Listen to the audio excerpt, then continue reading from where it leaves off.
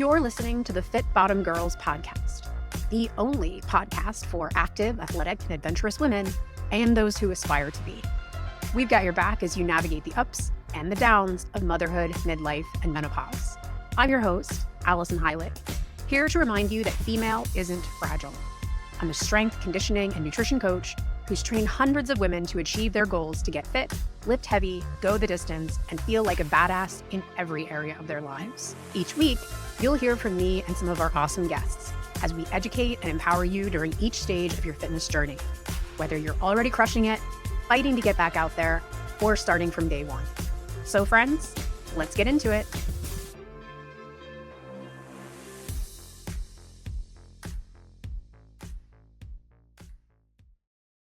Hello, everyone, and welcome back to the Fit Bottomed Girls podcast.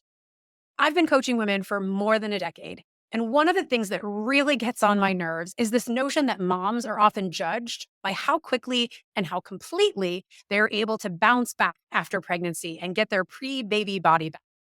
In every area of a woman's life, we're expected to change and grow and evolve, but then there's this one place in postpartum where the narrative still heavily grades women on whether they are able to go back to some previous version of themselves, as if it's some kind of badge of honor when pregnancy and delivery have no lasting, noticeable effects on us.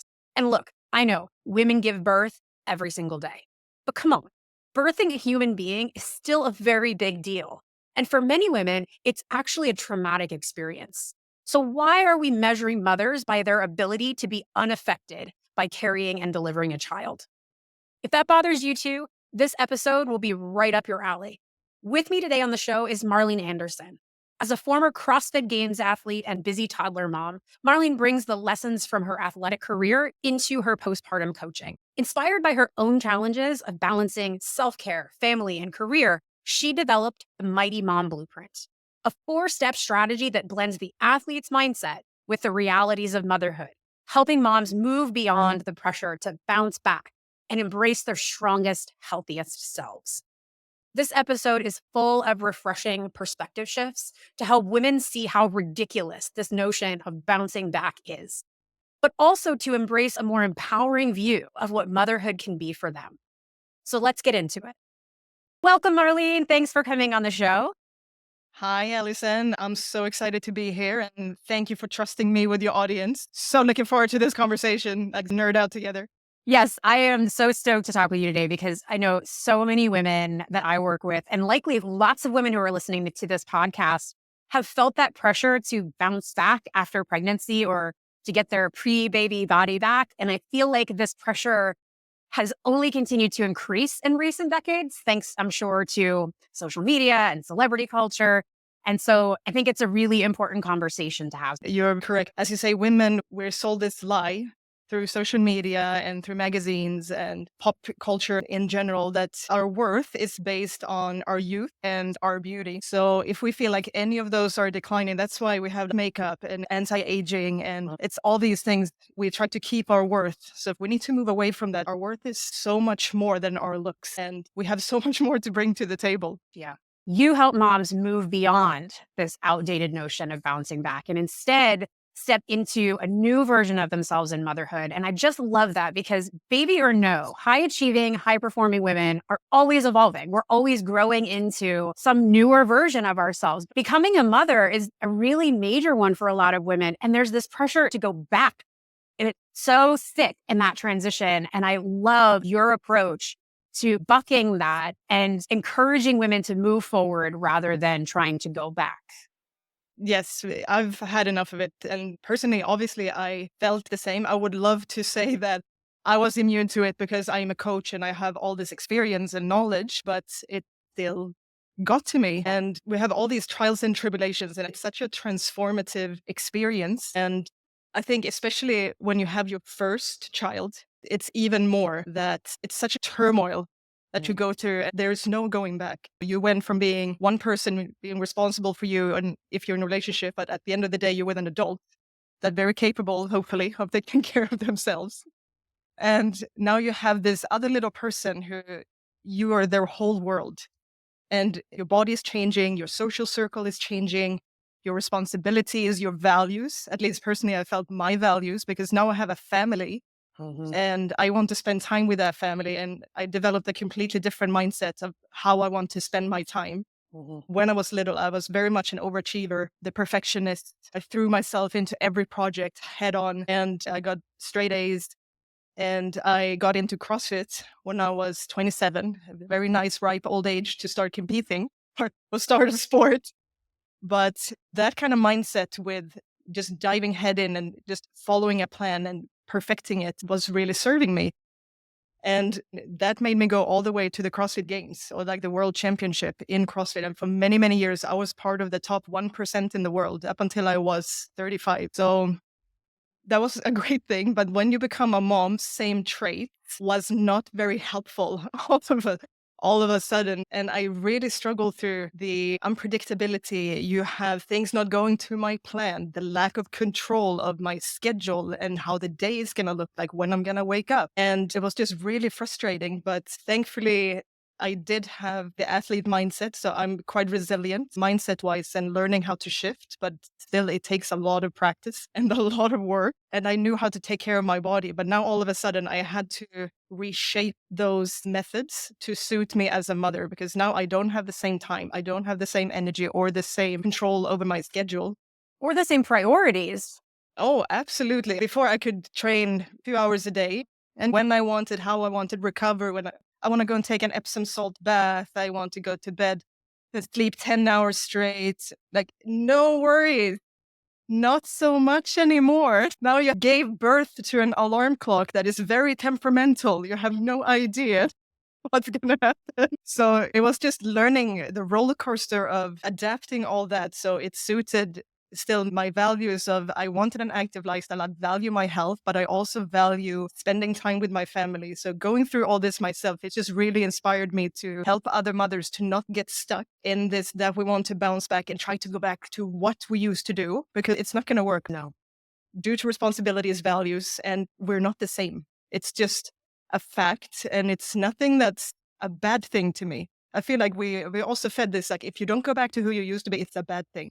Yeah. But that's the one area of life where that's pushed on us. In every other area, you should keep evolving. You should keep changing. You should keep moving on to something else. And then in this one place, women are told, no, you got to go back to where you were.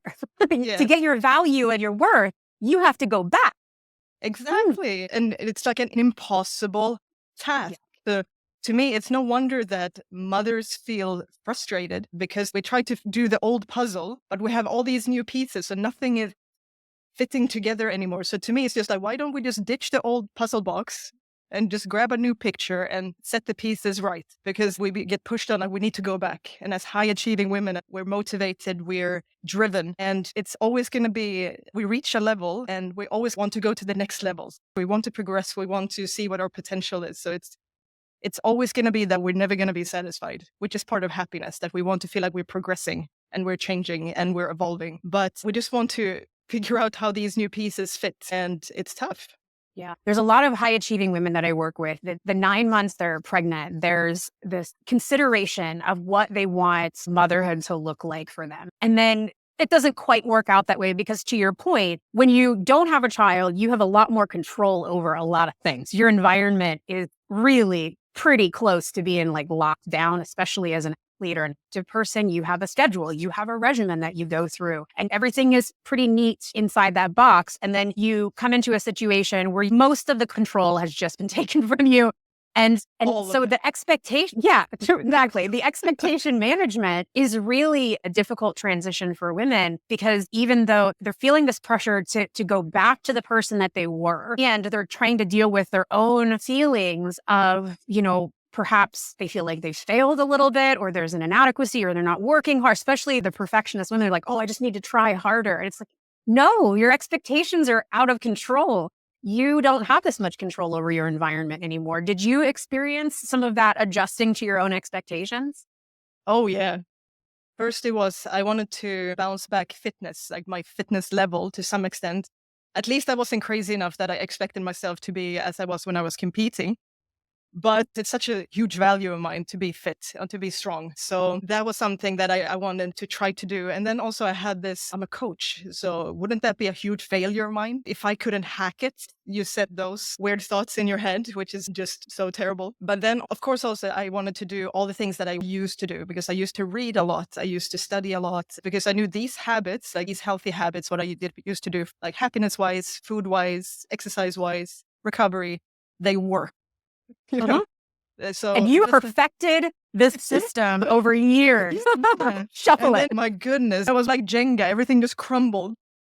And you have now a pile of habits that you have to try to put back together. Oh my God. So for me, it was having to figure out, like, I need to get these strategies to work, but with the time, with the energy, and with the resources that I have now to get the most out of it, kind of thing. And of course, I also felt, I think, as also many overachievers and perfectionists, that I felt guilty when I wasn't doing something or if I wasn't productive. I was very good in the beginning. So I knew I need to recover, just relax with the baby. Everything was great for a month or two.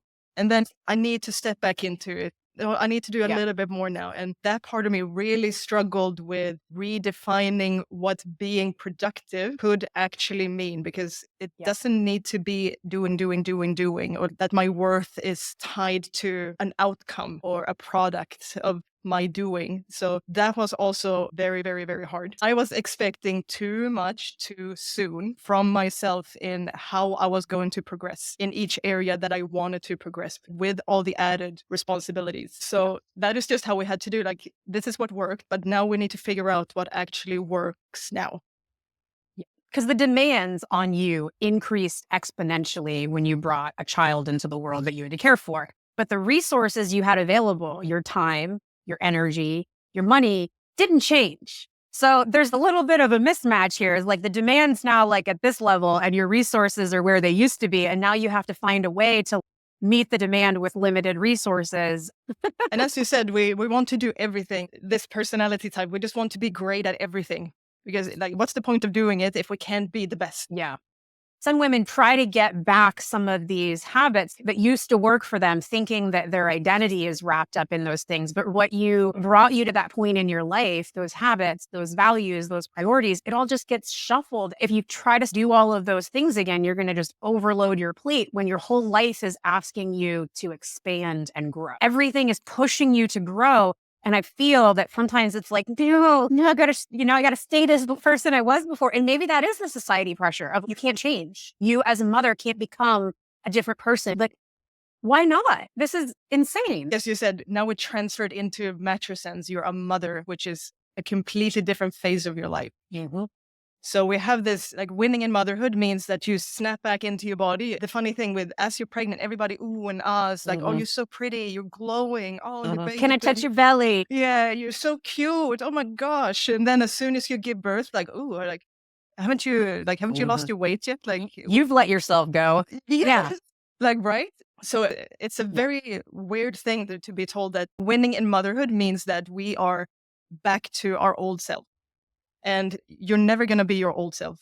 I had a powerful reminder one day. I was going to go to a wedding after I had my son. I can't remember, maybe it was 10 months or something after. I don't go to occasions very often. So I have like this go-to cocktail dress. I'm going to wear it. And I tried it on, and on the outside, technically I looked pretty much like I did before I gave birth. But so I tried this dress on, and then I got to my ribs and it doesn't fit anymore. Because lo and behold, guess what? Pregnancy widened my rib cage. So I can't get this dress on anymore. And no matter how much I train, how much I diet, no matter what I do, my body has changed forever. Mm-hmm. And, that is okay. To me, it's this notion that we can't go back is a bad thing, because it doesn't mean that we can't look great, that we can't feel great, that we can't achieve our goals. It's not a limitation unless we refuse to let go of that old, outdated version of ourselves and actually just try to step into, okay, this is what I got. So what can I do about it? And let's maximize it. Let's become resourceful. What can I do with what I have? And you can do amazingly with it.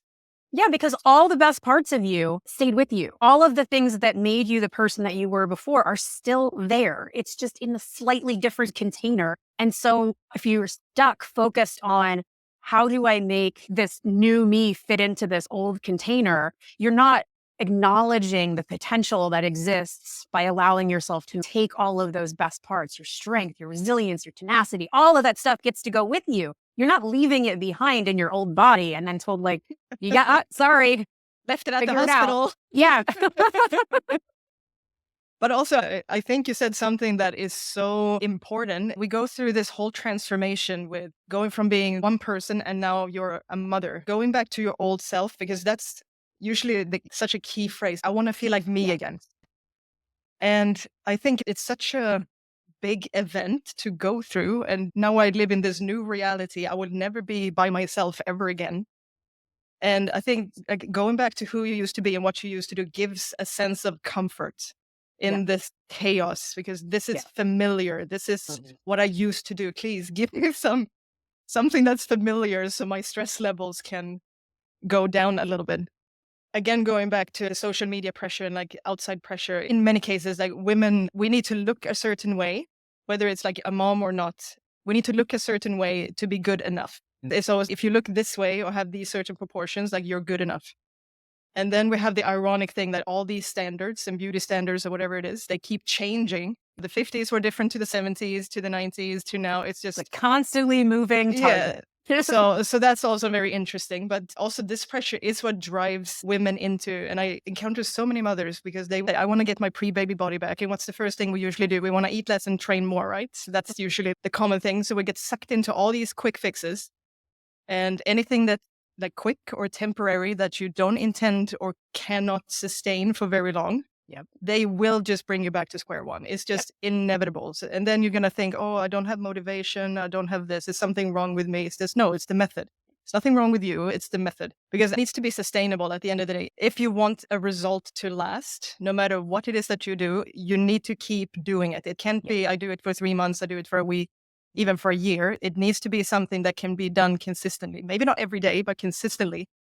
So in my program, I really want to help women or mothers get these long-term sustainable habits. What can you do with what you have now that you can sustain, that supports your health over time? Because then your results would just come naturally and they will last. And what's even better for me, like in terms of body shape and all this, once we do something, we take care of our body and we become healthy, then your body will just naturally take the shape that is healthy for you, because all of us have such a unique frame, and you will have a very unique makeup of what is a healthy body for you. It can be so hard to love your body again, but we love ourselves through creating these healthy habits, not because we should bounce back, not because society tells us we should look a certain way. Self-love is really that we choose to love ourselves through caring for our bodies and our health. That is self-love. It's like daily love letters to yourself when you do things that serve your happiness and serve your health and your goals. Regardless of how your body changes, it's still worthy of love and care. Absolutely. And I get it. You're not happy with the situation of how things have changed, but that doesn't mean that you stop caring for it, stop loving it, start treating it bad. You would never do that to another person. If their body changed, if your partner's body changed, would you just stop loving and caring for them? No. Why are we doing this to ourselves? I know. It's a great question, isn't it? And you made me think of something. We keep doing these quick fixes, and obviously then we fall back, and then now we fail repeatedly often. And we just build up this belief that this is not for me. I can't change. This is what it is now. And usually everything is lost, kind of mindset. And I get that, because that's the perfectionist in people, that we want to pull off this magical, perfect plan. We're going to do it without making mistakes. We're always going to feel motivated. Everything is going to go according to plan, because it's almost as if it doesn't go exactly to the plan all the time, it's not going to work, which is just also a bunch of baloney. You have what you call your Mighty Mom Blueprint. I love the name of that, by the way. I think that's fantastic. And that is your 4-step strategy, blending mindset tools and foundational health practices with the realities of motherhood thrown in there, so that you're actually making sure that it fits within the context of the lives of the people that you're working with.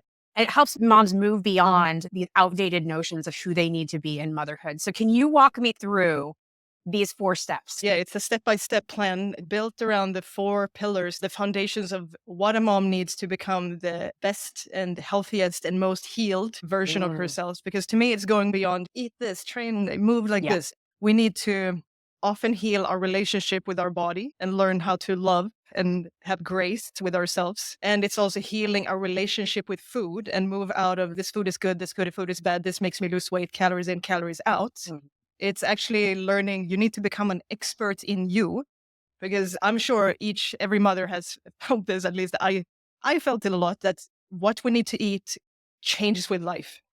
So when I was competing, I ate a certain way. When I was pregnant, I had to eat a certain way. When I was breastfeeding, my hunger was through the roof. I ate more than when I was competing, for goodness sake. When we go through menopause, we're going to have a different, because we just go through different stressors, different environments, everything changes. So we need to learn how to tap into and become experts in ourselves and in our body so we can actually roll with whatever life throws at us. So we don't get stuck in like, I don't know what to do unless I have a meal plan or unless someone gives me a recipe. No, you tap into your wisdom, tap into your intuition, learn to listen to your body because it never lies. It will tell you what you need as long as we're willing to listen. So the key pillars have mindset, and like sleep, food, and exercise. And they're in order of importance to me because the mindset is the most important thing to me and what I feel is lacking for people when they try to actually get back into things. And I see so many of my clients struggle. It's so uncomfortable for them to go into the mindset space and actually get in touch with their emotions. It's super uncomfortable. They feel like it's awkward and all kinds of things. But to me, I need to address this first with someone because that's going to make the difference between if you're going to get no results, okay results, or you're going to get absolutely amazing results. Yep. Because how many of us know what to do? Like, honestly, you know what the better choice is, but we choose to do the easier. But we're not doing it. Yeah. So like, we're not motivated or we procrastinate. So, and to me, that's a mindset thing. It's not It is. You don't need more information. You don't need more time. You don't need more energy. You don't need to scroll through Instagram and look for more hacks. You just need to implement the stuff you already know. And that's, you're absolutely right. 100%. It's a mindset thing. So unless I help you address that at the very start of this whole course, no matter what I teach you later, you're not going to do it. Yep. You got to get that right first. Yep. Hey, you. I wanted to press pause on this episode for a second to talk about your fitness goals. You know, those sweet dreams of being more active and feeling athletic and confident and doing epic, adventurous shit. Or maybe you just feel like you're getting older, because we're all getting older. And you, like me, never want to give up on carrying all the groceries into the house in one shot or picking up that heavy Amazon box without worrying that you're going to throw your back out. I know you're busy. You're probably listening to this episode while multitasking. Oh yeah, I'm on to you. And the biggest thing that's stopping you from getting strong and fit is knowing how to use your workout time most effectively. Like exactly which exercises are worth your time, when to do them, and the number of sets and reps to get to your goals. You probably also tried other fitness apps and programs out there, only to feel like they weren't right for your needs. You want a program that has it all: strength, power, cardio, mobility, and recovery, all built right in without spending your whole life in the gym. And you want experienced coaches around to answer your questions and a community at your back to help you stay motivated and inspired.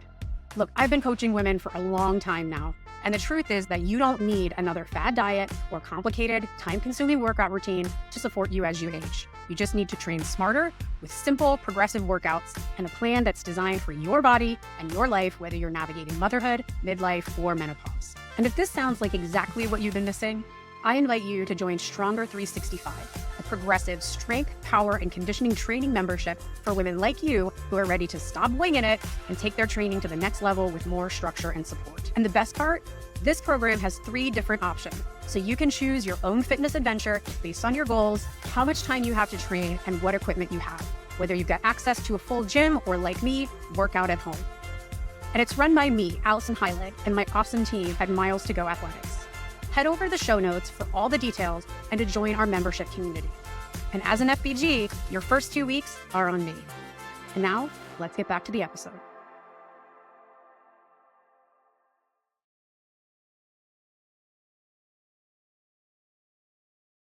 The 4 pillars, it's a plan to go through because we all need the same foundation. But then as you work through the program, because you have coaching calls and we help you tweak and refine it so it actually suits you. It's always the salt and pepper and tweaks that's going to make the difference. I try to build this program around tackling the biggest obstacles that I find mothers face. What kind of mindset issues are you seeing that could give us a peek inside? One that I love to give is how to set goals properly. Because for me, it's like setting the expectations. A lot of people that are used to goal setting, it's the acronym like SMART goals. It's supposed to be specific, measurable, achievable, relevant, and time bound. We specify. I want to lose X amount of kilos in 3 months through this by training 3 days a week, like whatever it is. We want to be very specific. Sounds very good on paper, but to me, what's missing is that we need an emotional connection to our goals, and we need to have a hunger for that goal. We need to have some urgency behind it. So the first piece for me that I always look when someone sets a goal is that you need to truly believe that your goal is possible. Because imagine you're a boxer and your coach comes to you and says, you know what, in 3 months you have a match and it's a really tough opponent, but if you stick to your training, your food, your recovery, like it will be tough, but I think you can win. How motivating would that be? You're just like, oh yeah, I'm going to double down, like double training session. I'll do anything because you can spot the victory. But then if it's the opposite, your coach comes up to you and he says, you know what, in 3 months you have this match, but it's a really tough match. And no matter what you do, I think this time around, he's just too tough to beat. And that time you wouldn't beat yourself up if you missed a couple of training sessions and you're It's going to make a difference. Yeah. I'm not going to do it anyway. Yeah. Yeah. Like what's the point, right? So our belief in the outcome is going to determine our efforts.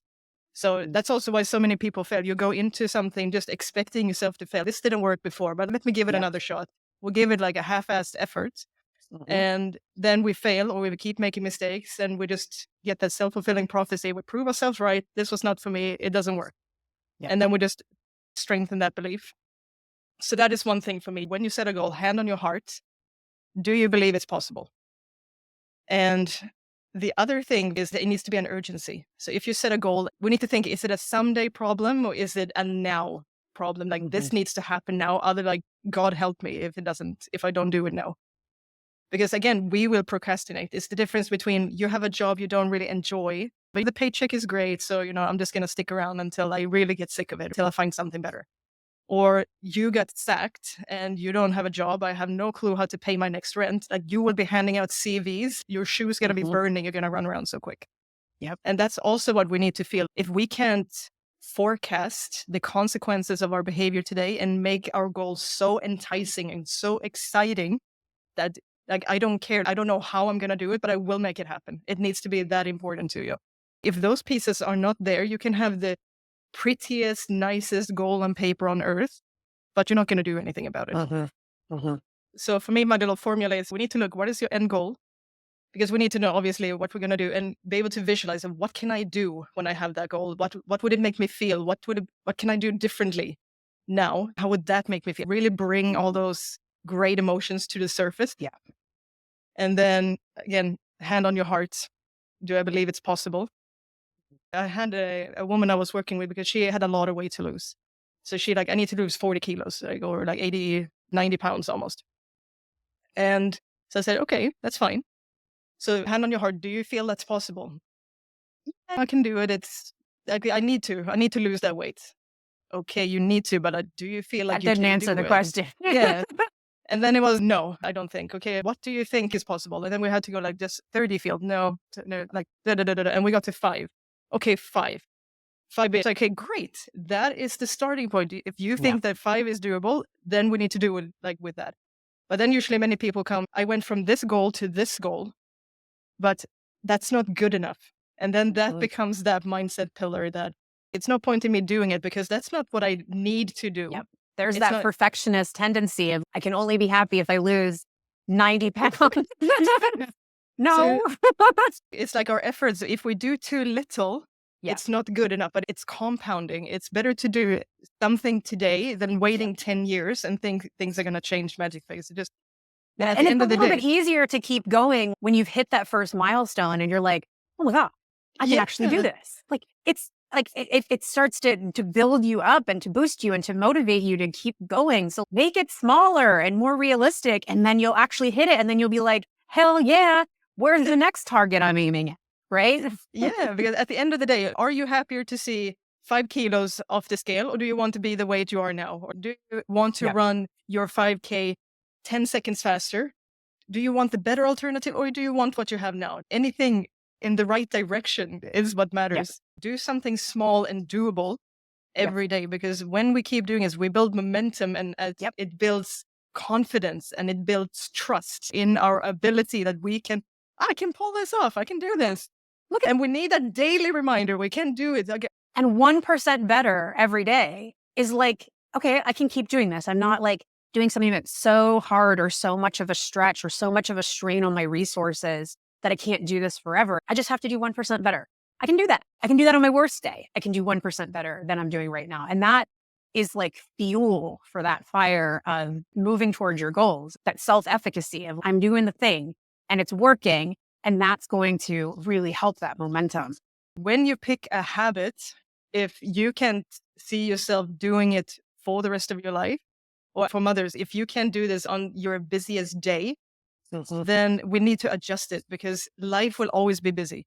And Yep. you can't wait for things to be unbusy, because then even if things calm down and like, oh, I start getting momentum and start doing things, then boom, Yep. life happens again. And now you're busy and then you stop. So no, it needs to be something on your Yeah, you need, busiest day. we want a habit we can fall back to.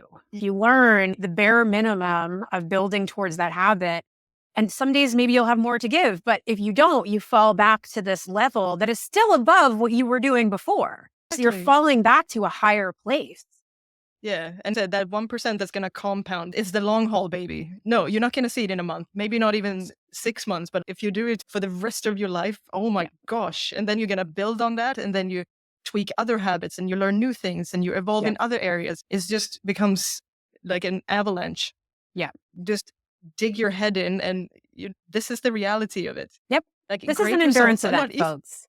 The people that win are the ones that stay in it the longest. So you just got to stay in the game long enough to get the change that you're looking for. Put your focus and effort on who you can become instead of trying to focus on who you used to be, because you're never going to be that person again. So let's just look forward and get curious. And then small daily things will do much better results. It'll build your confidence. It's going to build your trust in the process. And it's just going to do so much more than something huge and unsustainable, because something is going to be better than nothing. Whether it feels like it's making a difference or not, it does. And try to become resourceful instead of waiting until we have more time, more energy, some magical village that's going to take all the responsibilities away. Just see what you have, do what you can, even if it's not perfect, even if it's not the dream case scenario, at least start there. And then with time, when things change and you will have more resources, then you can step up your game. Yeah. Love that. Love that. Marlene, this was amazing. Thanks so much for coming on. This has been so helpful. No, thank you. I've had such a blast. All right. People can find you and your online Mighty Moms community on your website and Instagram. And we're going to link to both of those in the show notes so people can find you easily and track you down. You have a monthly membership called the Mighty Moms Blueprint. So we talked a little bit about that today. Tell me who would be a good fit for that. It's the mother who, if you feel like you struggle with your perfectionism, you're a bit driven, and you are just sick and tired of being called that you need to snap back, and you're actually curious about who am I and how can I develop a strong mind, strong body in motherhood, like without sacrificing time away from my family, or I can just something I can keep up. As I said, you need to be in it for the long haul. I am not into making you do something for a few months and then you're going to have magical results. You could have, it happens also, but you want to develop something for a lifetime. It's not for the quick. And I do also have, for the mothers who really are very curious about how to go about it and want a little bit more, I do teach a free masterclass where we just dive deep into each of these 4 pillars. So after that hour to an hour, 15 minutes, you will have the first step so you can go out and get started by yourself. And the easiest way to get access to that is to go into my free community, because there I will announce whenever the live dates are on. And don't worry, they're a live session for people who want to be there live and ask questions.